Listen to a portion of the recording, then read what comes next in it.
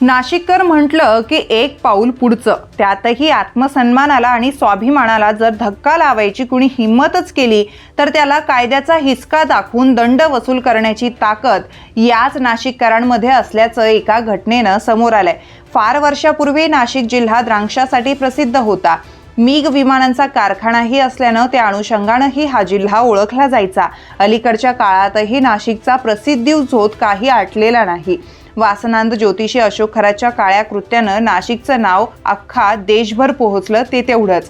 ठाकरे सेनेचे 6 खासदार फुटून ते शिंदे सेनेत दाखल झाले, पण नाशिकच्या राजाभाऊ वाजे यांनी साऱ्याच आमिषांना मूठ माती देत ठाकरेंप्रती निष्ठा दाखवली। त्यांची हीच निष्ठा अख्ख्या महाराष्ट्रात चर्चेचा विषय ठरली। राजाभाऊंनी आपल्या कार्यकर्तृत्वानं नाशिकला एका वेगळ्या उंचीवर नेऊन ठेवलं।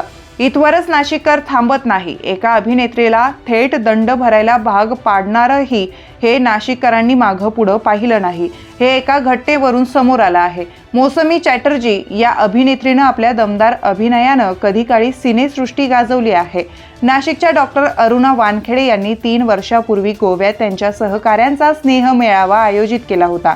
त्यासाठी चॅटर्जी यांना प्रमुख पाहुणे म्हणून निमंत्रित करण्यात आलं होतं। त्यांना मानधनही देण्याचं ठरलं होतं। 3 लाख रुपये आधीच देण्यात आले होते। पैसे घेऊनही चॅटर्जी कार्यक्रमासाठी हजर झाल्या नाहीत। विशेष म्हणजे त्या दिवशी त्या गोव्यातच होत्या।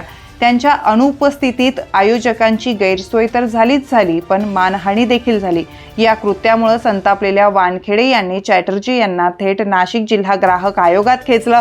3 वर्ष त्यांनी कायदेशीर लढाई लढली। अखेर आयोगाच्या अध्यक्षा शिल्पा देल्हारकर, सदस्या प्रेरणा लोणकर, कविता चव्हाण यांच्या खंडपीठानं चॅटर्जी यांना दणका दिला। 9% व्याजानं 3 लाख रुपये वानखेडे यांना परत करण्याचे आदेश दिले गेले।